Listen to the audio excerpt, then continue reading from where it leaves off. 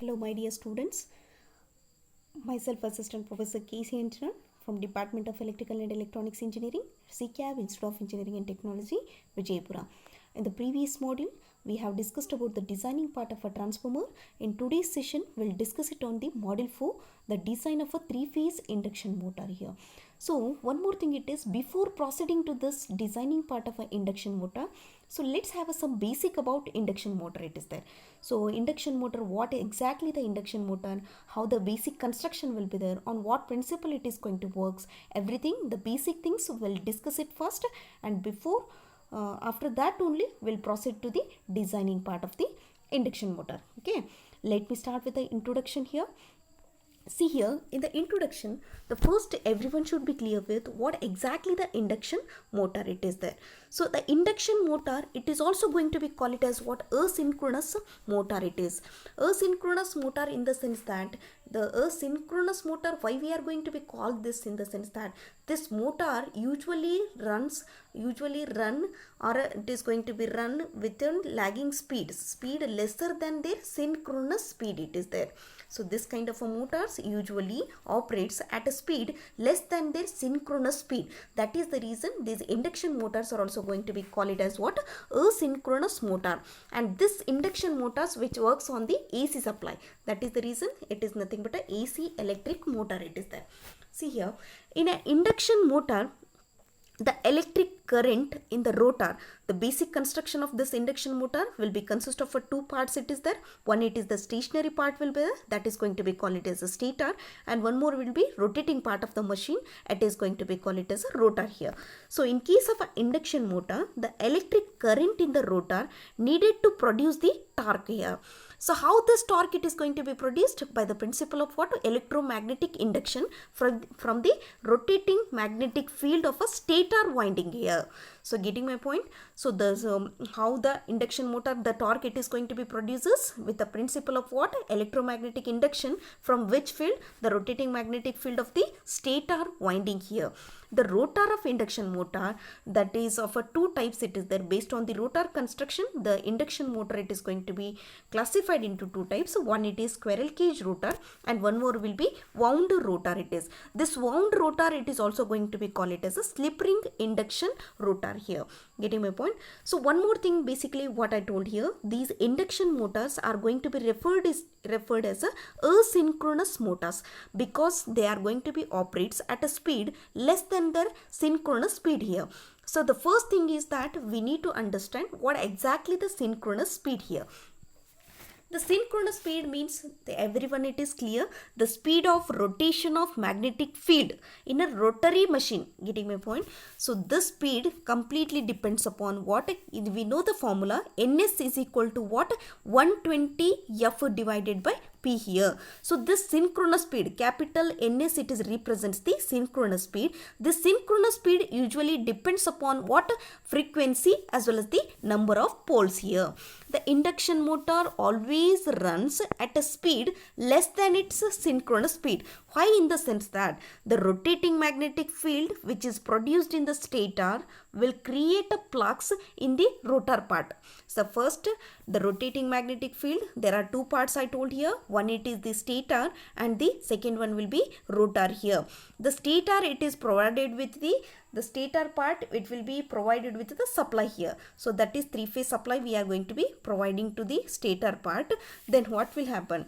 Then the rotating magnetic field which is produced in the stator, it will create a flux in the rotor itself. Hence nothing but causing due to this rotating magnetic field, due to this stator flux, the rotor it is going to be starts rotating. But what will happen? But there is a lag between the flux currents in the stator as well as the flux current in the rotor itself. The rotor will never reach its rotating magnetic field speed, nothing but synchronous speed it is. Why? In the sense that the induction motor, basically the rotating magnetic field which is produced in the stator will create a flux that is going to be called it as what? Stator flux.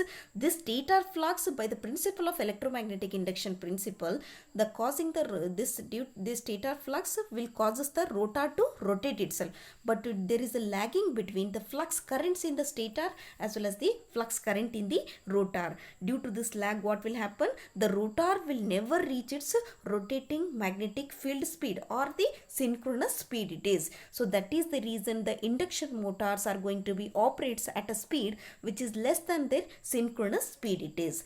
So there are basically, based on the input supply, there are basically two types of induction motors are there. The first one, it is single phase induction motors. The single phase induction motors means usually these induction motors are going to be used extensively used for the smaller loads itself. The smaller loads in the sense that for the domestic appliances such as household appliances like fans, for water lifting machine, water lifting purpose, etc. For this purpose, the single phase induction motors we are going to be use it here. The single phase induction motors are not self-starting it is. So these kinds of motors are not self-starting. The self-starting, it's not there means we have to provide the starters itself. The starters means we have a different kinds of starters. Auto transformer starter it is there, star delta starter it is there, direct online starter it is there. By making use of different kinds of starters, these motors we are going to be start. So that is the reason the single phase induction motors are not self-starting motors. But the three phase induction motors are going to be called it as the self-starting motors, and these three phase induction motors we usually use it in the industrial drives itself. The industrial use drives in the sense that, for example, in case of a rolling mills or a printing machines, so in these kinds of applications, these three phase induction motors are going to be used here.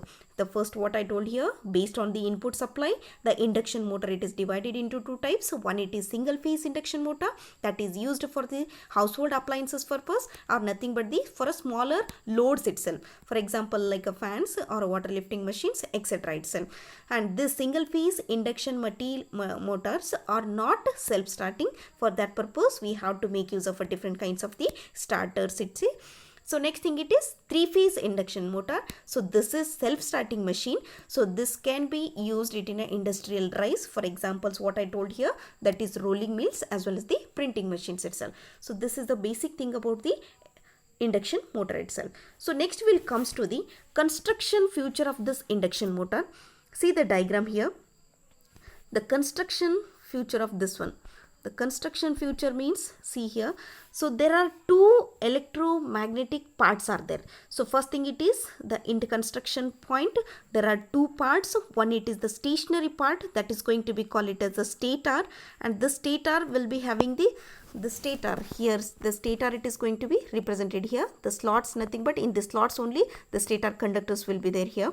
And one more thing, it is the rotating part of the machine, it is going to be called it as a rotor here. So here the rotor slots are there, and this slots only rotor conductors will be there here. So there are two parts are there. One, it is the stationary part that is going to be called it as a stator. So this part, it is nothing but it is the stator part it is. Getting my point? And the rotating part of the machine, it is going to be called it as a rotor. So that is nothing but rotor slots are inside there. Outside stator it is there, inside rotor it is there, in between shaft will be there. So this is the shaft. And one more thing, it is in between this rotor as well as this stator, small gap it is there. That is going to be called it as what? Air gap it is. So getting my point? And one more thing, it is this stator as well as the rotors are provided with the proper laminations. What purpose we have to provide the laminations? In the sense that in order to reduce the eddy currents as well as the eddy current losses as well as the heating itself. Getting my point? I hope this is the basic construction what I told here. So this is the thing, the stationary part that is going to be called it as a stator I told, rotating part I go to call it as a rotor I told. So one more thing, it is the stator as well as the rotor, it will be mainly consist of two circuits. One, it is electric circuit, and one more, it is the magnetic circuit here. So electric circuit means what? Electric circuit means it will be provide a path for the current flux, nothing but they carry the current. So that is the reason the conductors will be there. The conductors will be made of which kind of materials? That is copper or aluminium itself. itself. The first thing it consists of two circuits. One it is electric circuit and second one it will be the magnetic circuit, what I told here. The electric circuit means it will carry the current, and it is from where it will carry the current? Through the conductors itself. These conductors are made up of which kind of materials? One it is a copper or it will be aluminum itself. And the second circuit what I told here, that is magnetic circuit. Magnetic circuit for what purpose? It will carry the magnetic flux it is. Getting my point? So that is the reason for to carry the flux, there is a laminated silicon steel, it is going to be used it here. The laminated silicon steel, this will be used to carry the magnetic flux here. Getting my point? So this is the construction here. So in detail we'll study about the stator as well as the rotor here. The basically what I told here, the stator, it is nothing but the stationary part of the machine. So that is which consists of what are the things will be there. The stator will be consist of a outer cylindrical frame of the motor, that is also going to be called it as a yoke here. Nothing but the supporting structure of the motor, that is going to be called it as a yoke here. So this yoke will be made up of which kind of a material? It will be made up of a welded sheet steel, cast iron or a cast aluminium alloy it is. Getting my point? The first thing it is, we are discussing about the stator. The stator will be having some more parts. So nothing but the first thing it will be consist of a outermost cylindrical frame, that is going to be called it as a yoke here. This yoke will be made up of a welded sheet steel, cast iron or a cast aluminium alloy it is.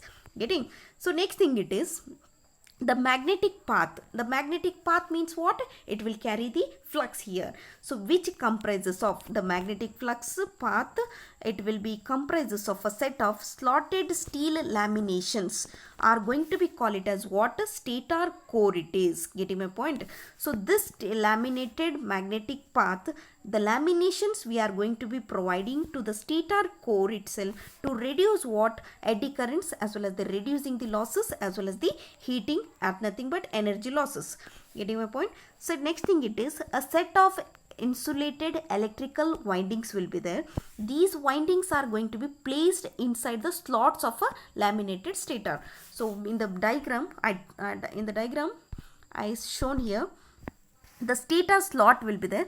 In this, inside the stator slots, the windings, nothing but the laminated the slots itself, the laminated electrical windings will be there. The cross-sectional area of these windings must be very large enough. For what purpose? For power rating of the motor.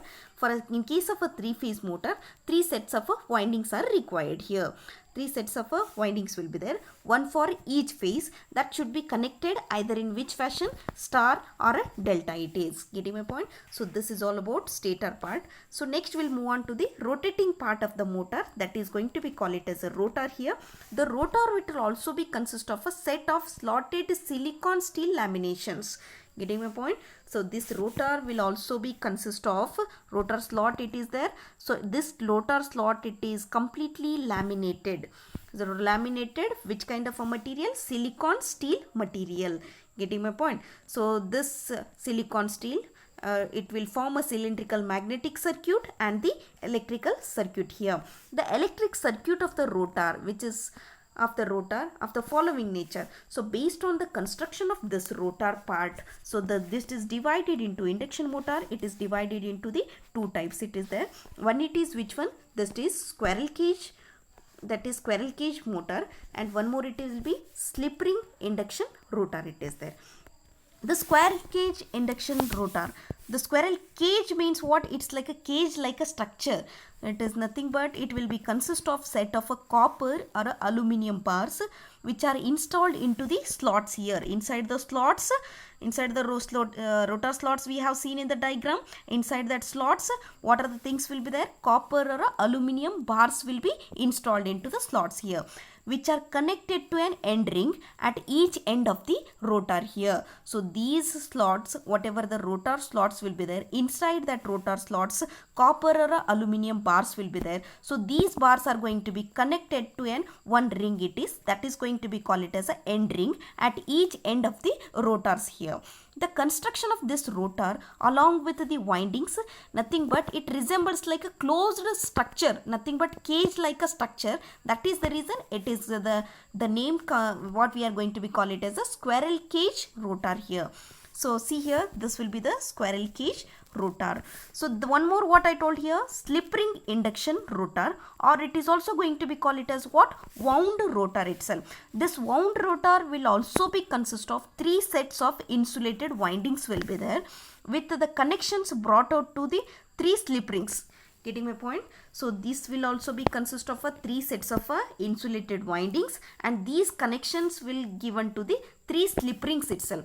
Slip rings will be mounted on one end of the shaft will be there. The slip rings will be mounted on, this is the shaft it is there. The slip rings will be mounted on the shaft of the rotor. And one more thing it will also be consist of a set of insulated windings, which are connections are going to be brought out to these 3 slip rings which are mounted on the shaft here. Getting? Next thing it is the external connection to this rotor are made through the brushes itself. The brushes are nothing but for the purpose of collecting the current here on the slip rings, it will be provided here.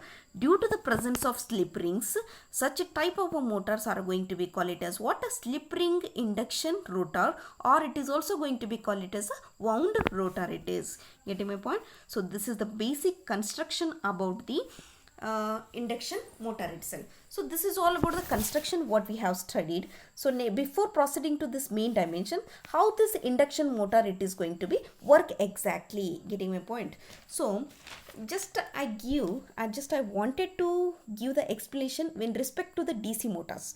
So see here, in case of a DC motors, we need to give first what I am considering here, DC motors, not an induction motor.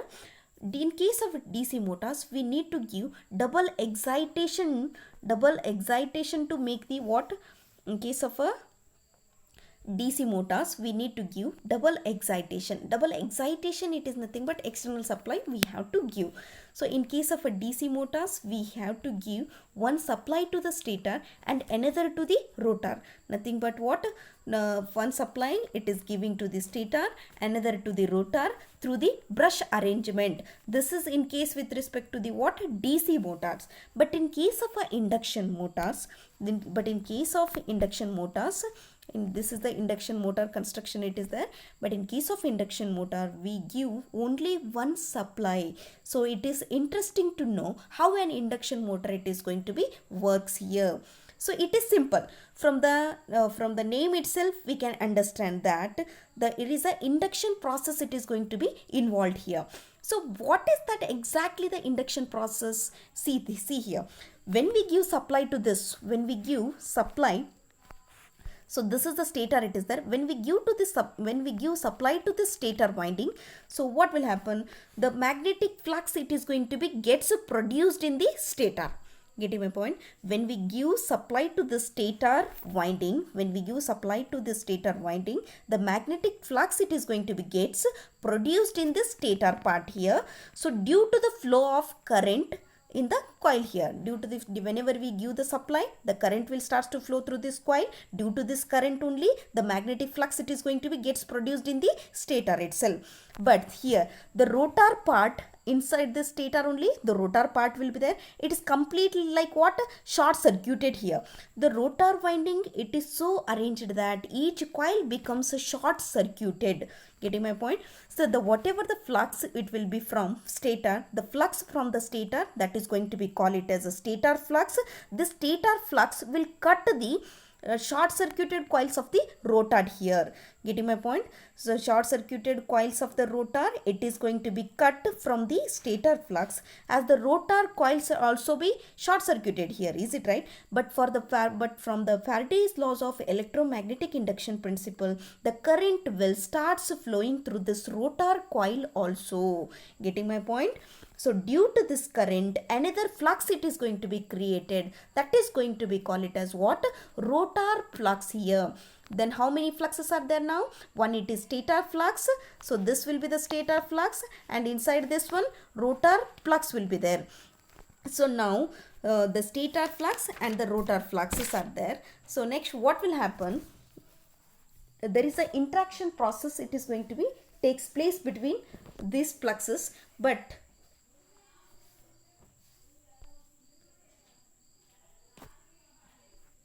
what will happen, there are two fluxes what I told here, but the rotor flux, what it will be there, it will be lagging. So this rotor flux will be lagging in respect to the what, stator flux here.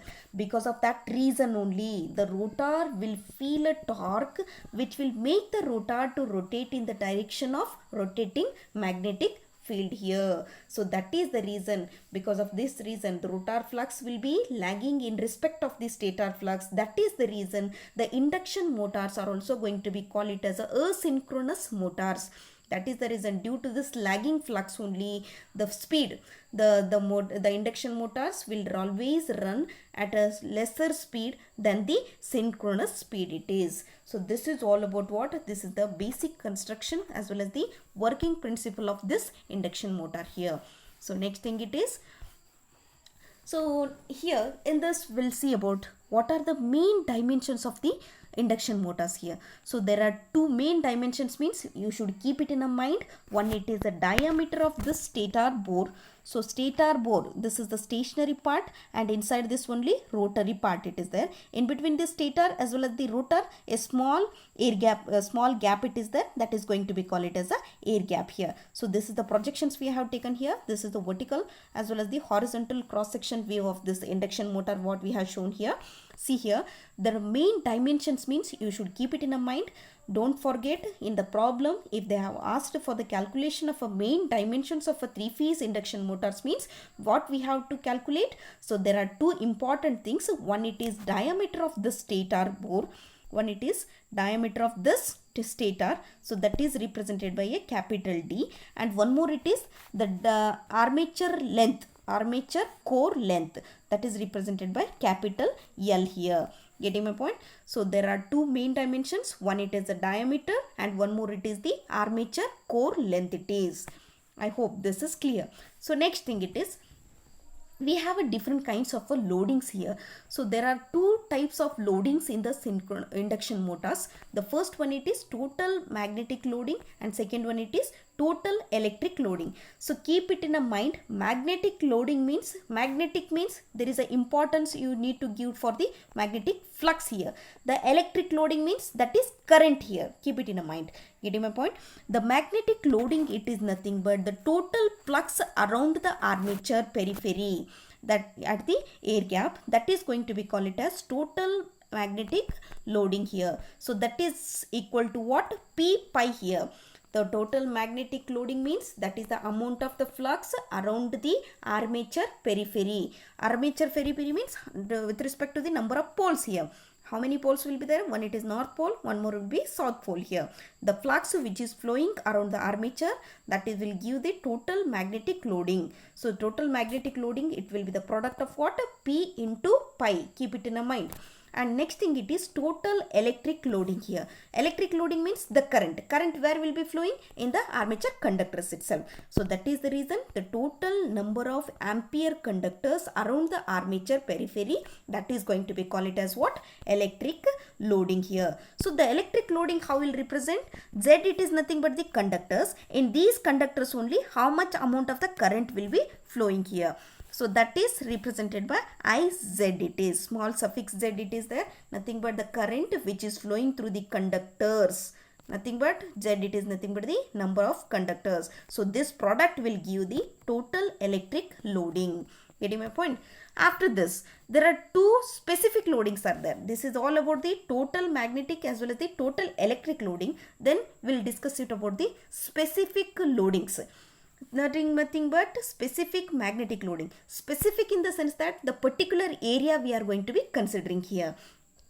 The specific magnetic loading means the average flux density over the air gap in the machine. The average flux density. Average flux density means how will represent? The flux density will be represented by capital B. Average in the sense that the small AV what I had taken here. This B average will be equal to total flux around the air gap, nothing to the area of flux path at the air gap here. The area means nothing but what? The diameter as well as the length we have to take here. So this is the reason the total flux around the gap, it will be P pi divided by pi into D into L it is. Keep it in mind. Don't forget the specific magnetic loading. It is nothing but the average flux density, B average. It will be equal to what? P into pi divided by pi D L it is there. Next thing, it is one more loading it is there, that is specific electric loading here. So see here also it is will be the same. The number of armature ampere conductors per meter of armature periphery at the air gap, it is going to be called it as what? Specific electric loading here.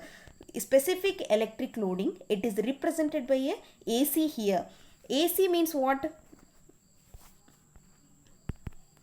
So AC here, so A in the sense that ampere, small c in the sense that it is conductors. That is the reason it is represented by AC. So this will be the ratio of what? Total armature ampere conductors to the armature periphery at the air gap it is. So nothing but the current which is flowing through the conductor, it will be Iz into Z divided by particular area we are taking here, that is divided by pi into D. So these are the two important specific loadings. While solving the problems, very important formulas, keep it in a mind. Okay, so this is all about what? The basic concept of the induction motors, what we have studied till now. Okay, I hope you understood very well. Okay, thank you.